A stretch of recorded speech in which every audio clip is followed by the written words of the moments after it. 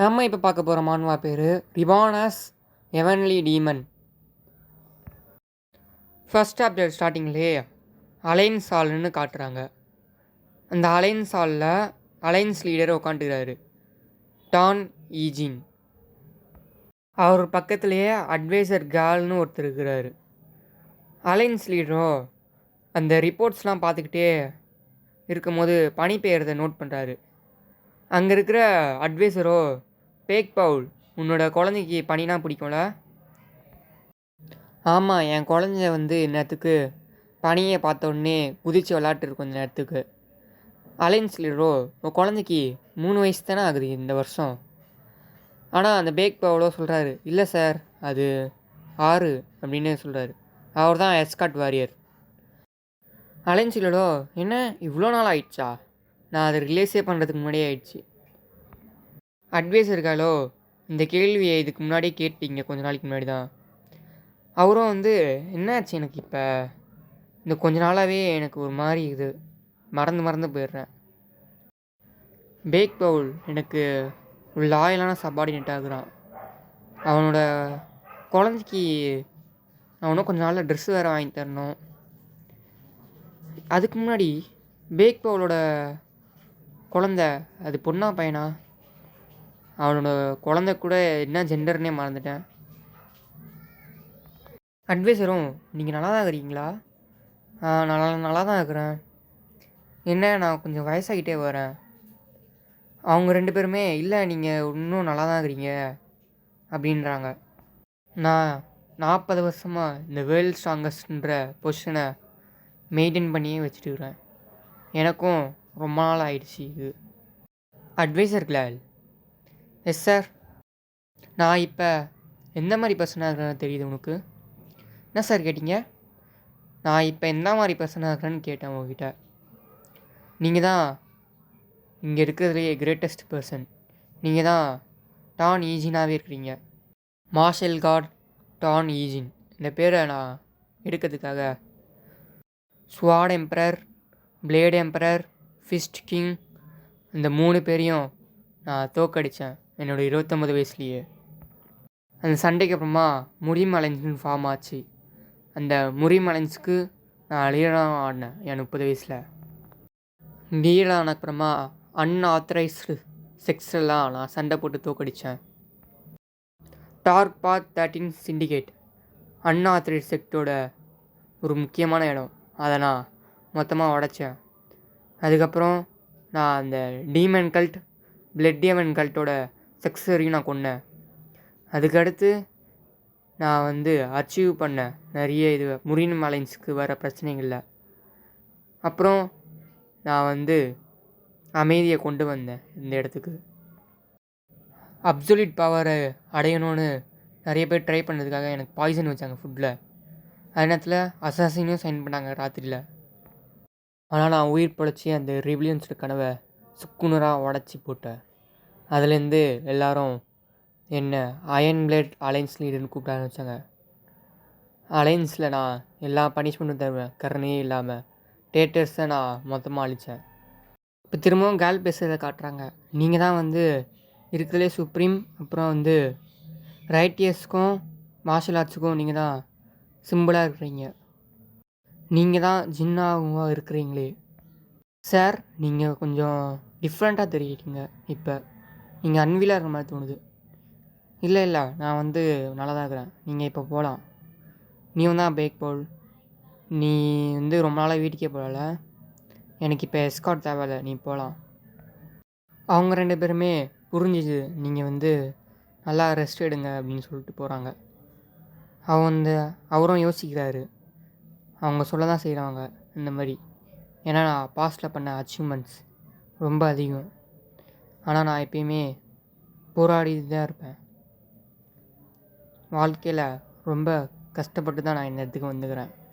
இப்படி சொல்லிட்டே இருக்கும்போது அவர் திடீர்னு நெஞ்சு வலி என்ன இப்போ எப்படி, இப்போ எனக்கு ஏன் இது வருது அப்படின்னு யோசிக்கிறார். அவரும் அப்படியே மயக்க போட்டு விழுந்துடுறாரு. அவர் திரும்ப கண்ணை முழிச்சு பார்க்குறாரு. நான் எங்கே இருக்கிறேன் அப்படின்னு யோசிச்சுட்டு அப்படியே ஏஞ்சிக்கும் போது அவரோட அந்த பவர் எல்லாமே எம்ப்டியாக இருக்கிறத பார்க்குறாரு. இது எப்படி நடக்க வாய்ப்புக்குது? எனக்கு QI பேஷனாக கொடுத்துட்டாங்க. ஆனால் அதுக்கு வாய்ப்பே இல்லை. எந்த ஒரு QI பேஷனும் என்னோடய பாடியை அட்டாக் பண்ண முடியாது. ஏன்னா அந்த அவ்வளோ ஸ்ட்ராங்காக இருந்தது. அப்போ அங்கேருந்து 2 பேர் வந்தாங்க. அவங்களும் நீ ஏஞ்சிட்டியாப்பா அப்படின்னு வருத்தத்தோடு பார்க்குறாங்க. நீ நல்லா தான் இருக்கிறியா, ஏதாவது பிரச்சனையாக இருக்குதா அப்படின்னு கேட்குறாங்க. ஹீரோவும் நீங்கள் யார், எனக்கு உங்களை தெரியாதே அப்படின்னு பேசும்போது தான் தெரியுது ஹீரோவோட வாய்ஸ் சேஞ்ச் ஆகிக்குது. இது என் வாய்ஸ் இல்லையே, என் வாய்ஸ் வேறு மாதிரி இருக்குமே. அவங்களும் நீ சீரியஸாக கேட்குறியா நான் யாருன்னு? ஆமாம். உண்மையிலேவா? ஆமாம், எனக்கு நீங்கள் யாருன்னு தெரியாது. கேட்ட அடுத்த செகண்ட் கன்னத்துலேயே பளிச்சுன்னு ஒரு அடி.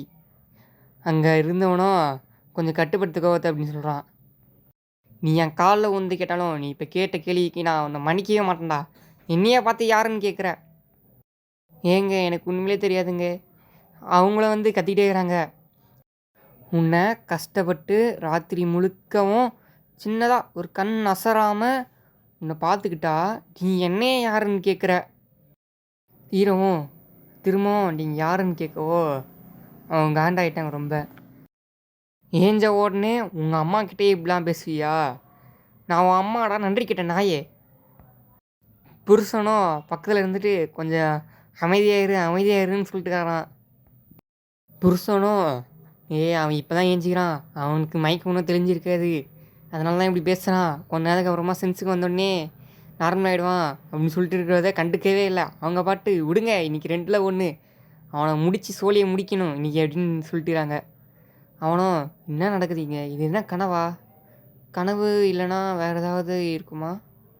அப்படி கண்ணாடியை பார்த்தோன்னே என்ன என் மூஞ்சி அது ரொம்பவும் எங்கே தெரியுது, இது நானா? அப்படியே யோசிக்கும் போது ஹீரோவும் எனக்கு இது தெரியும், இது கனவாக தான் இருக்கும், என்ன கனவுல ரொம்ப தெளிவாகுது அப்படின்னு என் கழுத்து ரொம்ப வலிக்குதுன்னு திரும்பவும் அப்படியே மயக்கப்பட்டு வந்தார்.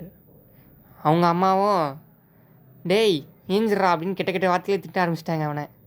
அவனும் சாயந்தரமாக திரும்ப ஏஞ்சி, நான் திரும்ப ஏஞ்சிக்கும் போது அலைன்ஸ் ஹாலில் இருப்பேன்னு நான் நினச்சேன், அப்படின்னா இது கனவு இல்லை. என்ன தான் இருந்தாலும் ஒரு கனவுக்கும் ஒரு நிஜத்துக்கும் நிறைய வித்தியாசம் தெரியும். ஆனால் இது கனவு மாதிரி தெரில. நான் QI டிவியேஷன் இதுலேயும் கிடையாது, எனக்கு அந்த மாதிரிலாம் வர வாய்ப்பே இல்லை. அப்படின்னா என்ன இருக்கும்? நான் ஒரு வேளை ரீஇன்கார்னேஷன் மாதிரி தெரியுது. ஆனால் அது ஏன் 70 வயசில் நடக்கணும் இந்த மாதிரி? ஆனால் அது கூட எனக்கு இப்போயும் அலைன்ஸ் லீடர் டான் ஈஜினோட மெமரிஸ் எனக்கு இருக்குது. அதான் எப்படின்னு தெரில. அங்கே இருக்குது ஒரு தாத்தா உன்னை பார்த்து நீயே வெட்கப்படணும்டா, நேற்று நீ பண்ணதில் எவ்வளோ மோசமாக இருந்து தெரியுமா? அவனும் கேட்குறான், எனக்கு ஒன்றும் ஞாபகம் இல்லை, என்ன நடந்தது? ஹீரோவும் மனசுலே இந்த சின்ன பையனோட வாழ்க்கையில் என்ன நடந்ததுன்னு தெரியாது, அதனால் நான் எனக்கு மறந்துடுச்சின்னு சொல்கிறது தான் கரெக்டாக இருக்கும். இங்கே அந்த தாத்தாவும் இது ஞாபகம் இல்லையா, நீ ஒன்றுமே அந்த சின்ன பையனாக தான் இருக்கிற, எதுக்கும் ரெஸ்பான்ஸ் எடுத்துக்காதவனா? ஹீரோவும் இர்ரெஸ்பான்ஸா? ஹீரோவும் ஒரு காலத்தில் அலைன்ஸ்லடா எப்படி இருந்தாங்கண்ணா, இப்போ என்னென்னா என்னை இர்ரெஸ்பான்ஸில் வேறு சொல்கிறாங்க. நான் எவ்வளோ க்ளீனாக இருந்தேன் தெரியுமா? எவ்வளோ பெரிய பனிஷ்மெண்ட்டாக இருந்தாலும் சரி, எவ்வளோ ரிவார்டாக இருந்தாலும் சரி, அது என்னால் நடந்ததுன்னு நான் ஏற்றுப்பேன். அதே நேரத்தில் என் சபார்டினேட்ஸுக்கு கூட நான் நான் குற்றம் சொல்ல மாட்டேன். அங்கே எவ்வளோ பெரிய மோசமான இதுவாக இருந்தாலும் சரி, நான் நான் பண்ணதை நான் பண்ணேன்னு சொல்லுவேன். மற்றவங்க மேலே பழியே பண்ண மாட்டேன். என்னை போய் இங்கே வச்சு டார்ச்சர் பண்ணிட்டுறாங்க. நான் இப்போ ஒரு இர்ரெஸ்பான்சிபிளான ஒரு பையன்குள்ளே இருக்கிறேன். தாத்தாவும் போகிற போக்கில் இவன் ஃபேமிலிக்கு அவமானம்டா அப்படின்னு சொல்லிட்டு போகிறாரு.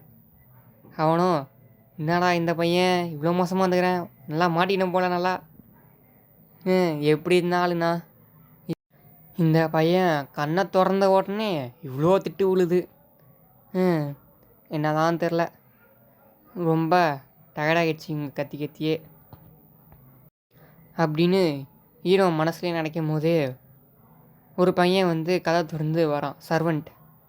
அவனும் நீங்கள் ஏஞ்சிட்டிங்களா எங்கள் மாஸ்டர் அப்படின்னு பார்க்குறான். எங்கள் மாஸ்டர், நீங்கள் வந்து நான் சொன்ன மாதிரி ஒரு பொண்ணை கூட தோக்கடிக்க முடில. நீங்கள் வந்து பெட்டு கட்டின மாதிரி எனக்கு சரக்கு தாங்க. இல்லை திரும்ப நீ யாரா, நானே நொந்து போயிருக்கிறேன். சர்வன்ட்டும், நான் கேள்விப்பட்டேன் நீங்கள் வந்து மெமரி லாஸ் பேசுகிற மாதிரி நல்லா நடிக்கிறீங்கன்னு. வாழ்த்துக்கள் வாழ்த்துக்கள். ஹீரோவா, என்ன மெமரி லாஸ் பேசுமா நடிக்கிறேண்ணா? நீங்கள் இப்போயும் நிறைய ட்ரிக்ஸை வச்சிருக்கீங்க மற்றவங்கள ஏமாத்துறதுக்கு. அந்த நாளைக்கு நான் வந்து யோசித்து பார்த்தேன்னா நீங்கள் நல்லவனும் கிடையாது. யங் மாஸ்டர், இதுக்கு தான் நான் சொல்கிறேன், நீங்களும் மார்ஷியல் ஆர்ட் கற்றுக்கோன்னு சீக்கிரமாக. ஆனால் இப்போ பார்த்தீங்கன்னா உங்களுக்கே பிரச்சனையாகிடுச்சு பாருங்கள். ஒரு பொண்ணை கூட உங்களால் தூக்கடிக்க முடில. இப்போலாம் போனால் மோசம் மாஸ்டர், நீங்கள் சீக்கிரமாக கற்றுக்கணும் மார்ஷியல் ஆர்ட்ஸை.